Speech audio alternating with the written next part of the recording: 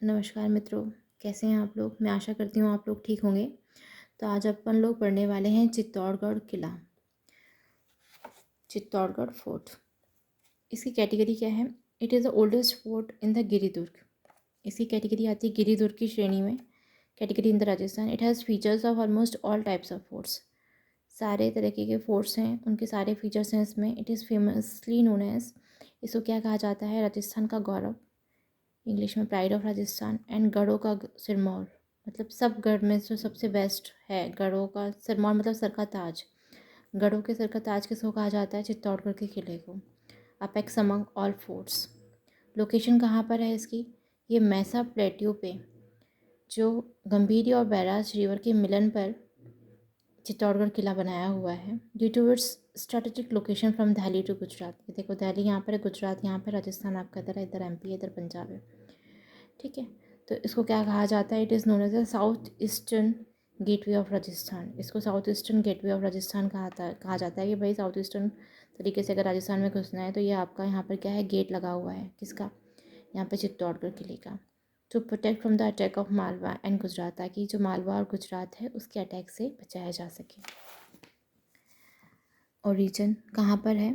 मतलब ये ओरिजिन की, मतलब इसको बनाया किसने था, ये हमको किताबों के थ्रू पता चलता है। और ऐसे ही नहीं किसी भी किताब में कुछ भी लिखा हुआ है वो पढ़ के बता दिया, नहीं, ऐसा नहीं। कुछ जो बुक्स हैं जिनको हिस्ट्री जो है हिस्ट्री मान्यता देती है, जो हिस्ट्री बुक्स होती हैं उनको भी मान्यता मिलती हैं गवर्नमेंट के द्वारा, और वही आगे पढ़ाई जाती हैं।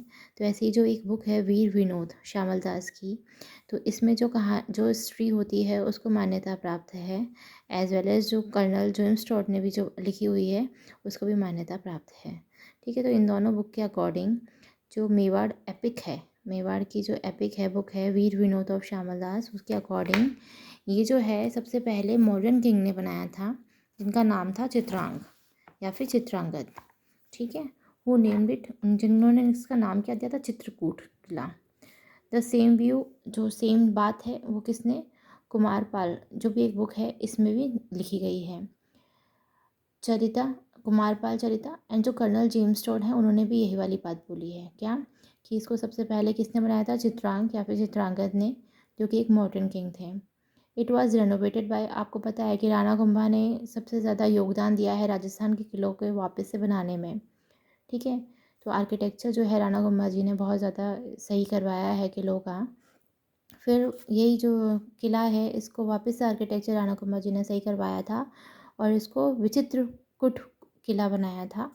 बप्पा रावल ने फिर इस कैप्चर करा था इस फोर्ट को, जब उन्होंने मॉडर्न रूलर जो थे मैनमोरी 734 एडी में, जब उन्होंने उसे जीता था, तब बप्पा रावल ने इस किले को क्या करवाया था? कैप्चर कर लिया था। ठीक है, राणा कुंभा जी तो बाद में आए हैं, उन्होंने इसको रेनोवेट करवाया है बप्पा रावल जी के बाद में। साके, साके क्या होता है कि देखो, जब लगता है रूलर्स को, जो राजपूत रूलर्स होते हैं उनको जब लगता है, ये आप ध्यान रखें कि जो साके होते हैं ये राजपूत रूलर्स द्वारा ही कराए जाते हैं, करते हैं। ठीक है, तो साके कौन करती हैं? साके मतलब हिस्टोरिकल इवेंट होता है in times of the defeat of Rajput ruler. जब पता चल जाता है कि भाई अपनी सेना कम है और जो मुगल्स हैं उनकी सेना ज़्यादा है, तो क्या करते हैं? फिर साके करते हैं। साके मतलब क्या होता है? इसमें जो राजपूत वॉरियर्स होते हैं ये वीरगति प्राप्त करते हैं जहाँ पर लड़ते हैं वहाँ पर, और ये क्या करते हैं? सर पे केसरिया जो होता है वस्त्र, जिसको केसरिया जो होती है सर पे, वो धारण करते हैं। जो रॉयल वुमेन होती हैं और जो मतलब इनकी वाइफ होती हैं या उनकी दासियाँ होती हैं, जो भी रॉयल वुमेन होती हैं, वो जौहर वो क्या करती है? जैसे ये कुंड दिख रहा है आपको, इसके अंदर इसको पहले क्या करेंगे? गंगा जल से पवित्र करेंगे। ठीक है, उसके बाद में फिर इसमें आग घी वी डाल के, लकड़ियाँ वकड़ियाँ डाल के इसको क्या एक कुंड बनाएंगे। जैसे जो हवन का कुंड नहीं बनाते हैं वैसा कुंड बनाएंगे, और उसमें जिंदा जो लाल साड़ी होती है जो भी इनकी शादी के टाइम पे होती है, या फिर जो हमारे यहाँ पर राजस्थान में लहरिया को पवित्र माना जाता है, वो साड़ी पहनकर मुंह में तुलसी का पत्ता दबाकर ये लोग इस कुंड में जलते हुए, कुंड में जिंदा औरतें मतलब क्या होती हैं? कूद जाती हैं। तो इनकी जो मांस की बदबू होती है ये बाहर तक चली जाती है, और उस समय जो ये जो पता चल जाता है मतलब कि अब बचेंगे नहीं, तो ये क्या करते हैं कि उनके हाथों में आने से अच्छा, मुगल्स के हाथों में से आने से अच्छा वो अपनी जान देना पसंद करती हैं। तो ये साके हुए हैं, ये राजस्थान में हम लोगों को कभी नहीं भूलना चाहिए। इन साकों को अच्छा तो हम किसी भी सूरत में नहीं कहेंगे, किसी भी सूरत में अच्छे नहीं हैं। इसमें हमारे राजपूत वॉरियर हैं, ये भी मातृभूमि पे लड़ते हुए शहीद होते हैं, लेकिन जलते हुए स्त्रियों का अपने आप को त्याग कर देना ताकि वो पवित्र ना हो, वो गैर लोगों के हाथों में ना आए, तो वो अपना सर्वस्व दान दान कर देती हैं। तो ऐसी महिलाओं को मैं नमन करती हूँ। ये जो राजपूत वॉरियर्स हैं इनको मैं नमन करती हूँ। मैं राजस्थान की धरती से बिलोंग करती हूँ और मैं राजस्थान की धरती को शत शत नमन करती हूँ। और राजपूत जो भी रूलर्स हैं मैं उनको नमन करती हूँ, नतमस्तक होती हूँ मैं उनके सामने, क्योंकि उन्हीं का कंट्रीब्यूशन है कि हम जो राजस्थान में आज सेफली रह रहे हैं। बहुत बड़ा कंट्रीब्यूशन है उनका। ठीक है, सेकंड टॉपिक पे राजपूत वॉरियर्स जो हैं उनको मैटरॉ मतलब उनको वीरगति प्राप्त होती है बैटल फील्ड में। वो केसरिया धारण करते हैं सर पे, आपने देखा होगा ऑरेंज कलर का जो वो बांधते हैं सर पे पगड़ी टाइप, उसको केसरिया कहते हैं। और जो रॉयल वुमेन होती हैं वो जौहर कमिट करती हैं, सेल्फ इमोलेशन, खुद ही अपने आप को जला देती हैं। जैसे मरने के बाद जलाते हैं वो एक अलग बात होती है, लेकिन वो खुद ही अपने आप को जला लेती हैं। इसको सेल्फ इमोलेशन कहते हैं, जिंदा जला लेती हैं बाय जंपिंग इनटू द पायरी ऑफ बर्निंग फायर। ये बर्निंग फायर है, ये अभी तो पहले खुला हुआ था, लेकिन अभी गवर्नमेंट ने इसको बंद करवा दिया है। कई लोग हैं वो बोलते हैं क्यों इसको बंद करवाया है, इससे निशानियाँ मिलती हैं ऐसे वैसे। तो देखिए इसमें 3 साखे हुए हैं। जो पहला साका है उसके लिए कहा जाता है कि जो रानी पद्मिनी है, मैं अभी आपको आगे भी पढ़ाऊँगी, उनके साथ में 16,000 से ज़्यादा दासियों ने इसमें जौहर किया था, जिंदा जली थी। सेकंड साके में ये जो रानी कर्मवती हैं इनके साथ में 13,000 प्लस दासियों ने जौहर किया था। जो थर्ड शाखा है इसमें कहा जाता है 8, इसमें भी 8,000 तो सैनिक थे, इसमें भी कम से कम 12,000 रानियों ने दासियों ने सब ने मिलकर इसमें जौहर किया था। तो आप सोचें इतनी सारी औरतें जिंदा जली हैं। तो ऐसा कहना है इसमें कि भाई यहाँ से आवाज़ें आती हैं चीखों की, रोने की, तो इसको ना भूतिया फोर्ट ना ही कंसिडर हो जाए। अभी भी काफ़ी सारे हैं जिनको कुछ पता नहीं है इसके बारे में, फिर भी हमारे चित्तौड़ के किले के बारे में काफ़ी गलत इन्फॉर्मेशन बोलते हैं कि भाई यहाँ से आवाज़ें आती हैं, ऐसे आती है। तो गवर्नमेंट ने, क्योंकि पैनिक का विषय ना बने, तो इसलिए इसको बंद करवा दिया है। ठीक है, यहाँ पे जौहर मेला लगता है। कुंड को देखने से ही हमको प्रमाण की आवश्यकता नहीं है, इसलिए कुंड खुला हुआ है, आप इमेजेस देख सकते हैं। ऊपर इसके गार्डन बना दिया है यहाँ पर। ठीक है, अभी गवर्नमेंट की तरफ से लिया हुआ स्टेप है, इसका हम कुछ भी नहीं कह सकते, हम स्वागत भी नहीं कर सकते हैं, तो हम इसको अपोज भी नहीं कर सकते हैं, क्योंकि गवर्नमेंट ने कुछ चीज़ करी है तो सोच समझ के ही करी होगी। ये जौहर कुंड है चित्तौड़गढ़ किले में, आप देख सकते हैं। फर्स्ट साका 1303 AD में हुआ था। It was held during the battle between Alauddin Khilji and Rana Ratan Singh of Mewar. आपने देखा होगा पद्मावत जो मूवी है उसमें, तो अलाउद्दीन खिलजी और राणा रतन सिंह जो थे मेवाड़ के, इनके बीच में बैटल हुआ था 1303 में। अब कहा जाता है रानी पद्मिनी की वजह से लड़ाई हुई थी, बट ऐसा नहीं है। अगर अलाउद्दीन खिलजी का अगर आप देखेंगे तो वो जीतने के लिए आया था, उसकी जीतने की रणनीति थी, वो पूरे देश पर ही कब्जा करना चाहता था। ठीक है, तो रानी पद्मिनी तो बस एक मोहरा मान सकते हैं, बाकी इतिहासकार के अनुसार वो ऐसा शौक भी रखता था, और बाइसेक्सुअल बोला जाता है इसको तो वैसे तो, और औरत भी उसके शौक थी, नो डाउट इन दैट, लेकिन उसको अपना राज्य भी विस्तार करना था। ठीक है, अब रानी पद्मिनी विद अदर मेड्स, कहा जाता है 16,000 प्लस दासियाँ हैं, उन्होंने जौहर कमिट किया था, सेल्फ इमोलेशन करा। राणा रतन सिंह विथ वॉरियर्स जैसे कि वीर गोरा और बादल, इनको भी ये भी क्या हुए थे, शहीद हुए थे बैटलफील्ड में। अलाउद्दीन ने फिर क्या करा था, जैसे आपने देखा था कि बाद में अलाउद्दीन आता है और उसके बाद में पिक्चर ख़त्म कर देते हैं, लेकिन ऐसा नहीं था। उसने क्या करा था, उसके बाद में उसको जो भी जिंदा दिखे, बच्चे दिखे, बल्कि ऐसा होता है जब राजा राजा लड़ाई कर रहे हैं तो फिर अगर वो जीत जाते हैं तो वो फोर्ट उनका हो जाता है, और जो प्रजा होती है उसको नहीं मारते हैं। लेकिन इन लोगों ने कत्ले आम मचा दिया, एक इंसान को इन्होंने वहाँ तक नहीं छोड़ा। 3-4 दिन तक इन लोगों ने सिर्फ काटा है, घर में घुस घुस के लोगों को मारा है, औरतों को मारा है, क्योंकि प्रजा बीच में इन्वॉल्व नहीं होती है जब भी लड़ाइयाँ होती हैं। जैसे ये शासन कर देता तो प्रजा इनके शासन के अंदर हो जाती है, लेकिन इन्होंने प्रजा को, एक बच्चे तक को भी इन्होंने ज़िंदा नहीं छोड़ा है वहाँ पर, पूरा कत्लेआम कर दिया इन्होंने, बच्चों को टांग दिया। ठीक है, मतलब इतना पूरी चित्तौड़ की भूमि को इन्होंने खून खान कर दिया। Alauddin handed over this fort, फिर उन्होंने अपने बेटे को दे दिया था, खिजरा खान जिसका नाम था, और इसका जो नाम है ये बदल कर इन लोगों ने क्या रख दिया, खिजराबाद। ठीक है। तो पहला साका जो रणथंभौर किले में हुआ था, तो सेकंड साका 1303 वाला है, वो 1301 का है रणथंभौर का, वो हम आगे पढ़ेंगे।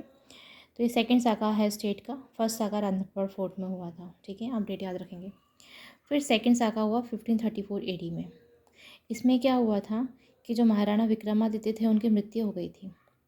तो it was held during the battle between, तो सुल्तान बहादुर शाह जो था वो गुजरात का, उसने क्योंकि उनकी मृत्यु तो हो चुकी थी तो चित्तौड़ के बाहर डेरा डाल लिया। ठीक है। और हल्दी हाडी रानी जो कर्मवती हैं, इन्होंने अदर मेड्स के साथ में सेल्फ इमोलेशन कर दिया, मतलब खुद ज़ाहिर कर लिया। यहाँ पर भी बोला जाता है कि उनके साथ में 13,000 प्लस दासियों ने सेल्फ इमोलेशन करा। इस बैटल से पहले ऐसा कहा जाता है कि रानी कर्मवती ने हेल्प मांगी थी हुमायूं से राखी भेजकर।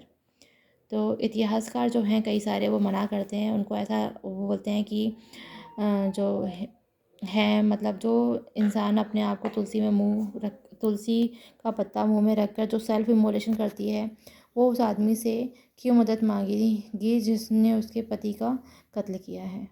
ठीक है। तो ये सब है कहानियाँ, लेकिन इसमें लिखा हुआ है, अगर ऐसा क्वेश्चन आता है तो आप लिख लेंगे इसमें कि भाई उसने हेल्प मांगी थी, लेकिन अब ये मुस्लिम है, इनको क्या राखियों का मतलब पता।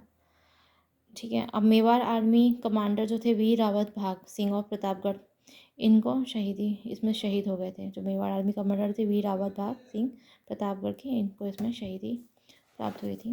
जो थर्ड साका है 1567 AD में हुआ था। ये जो साका है वो मुग़ल एम्परर अकबर और राणा उदय सिंह के बीच में हुआ था। जो राणा उदय सिंह है वो राणा सांगा के बेटे हैं। अब इनके पास में सैनिक इस समय कम थे, 8,000। तो इन लोगों ने क्या करा, जो राणा उदय सिंह है ना, उनको बोला कि भाई आप यहाँ से निकलो। ठीक है, आप यहाँ से निकलो और कुंभलगढ़ को संभालो। तो राणा उदय सिंह जी जाने नहीं चाह रहे थे, लेकिन क्या होता है जब राजा ही मर जाता है ना, तो फिर उस किले का कुछ भी नहीं हो सकता है।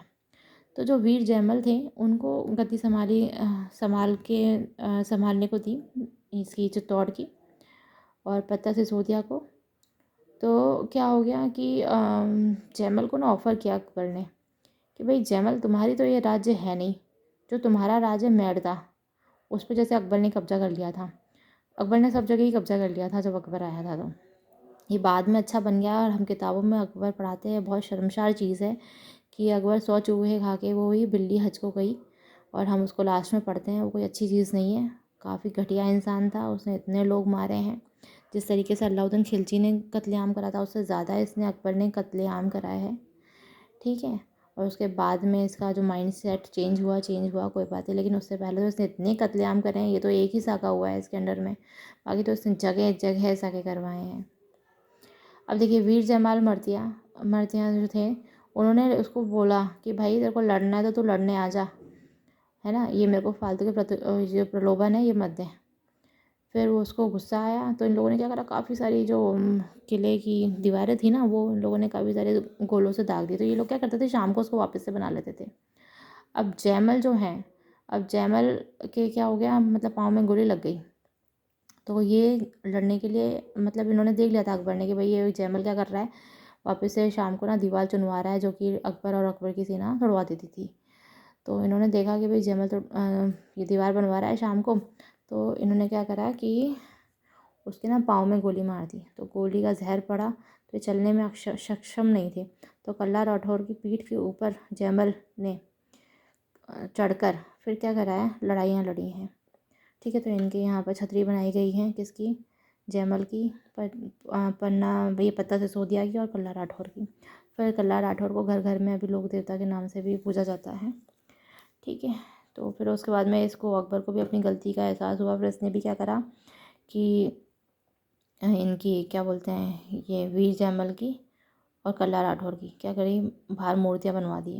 और उसके बाद में इतना कत्लेआम बनकर फिर उसने क्या करा, ये मेरे वजह से हुआ है, उसका दिमाग, मतलब फिर उसने अपने आप को संत घोषित कर दिया।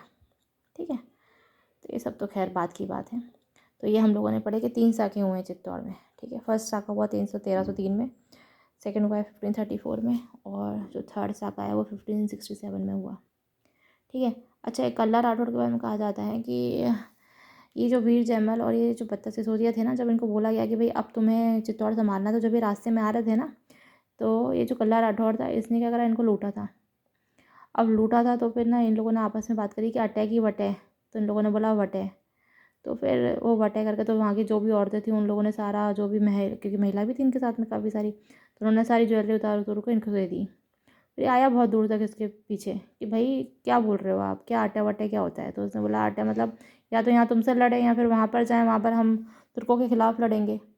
तो फिर उसको कल्ला राठौड़ को बहुत पछतावा हुआ कि भाई ये सब मैंने क्या कर दिया इसको, ये तो देश के लिए ऐसा मतलब ये तो अपने राज्य के लिए ऐसा कर रहे हैं। तो इसने अपनी सारी सेना भेज दी थी।